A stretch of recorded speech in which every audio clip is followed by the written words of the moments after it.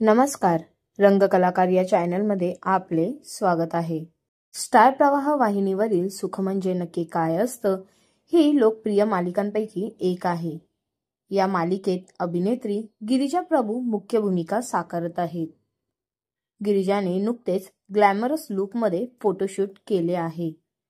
या फोटोशूटसाठी गिरिजाने काळ्या रंगाचा ऑफ शोल्डर ड्रेस परिधान केला आहे।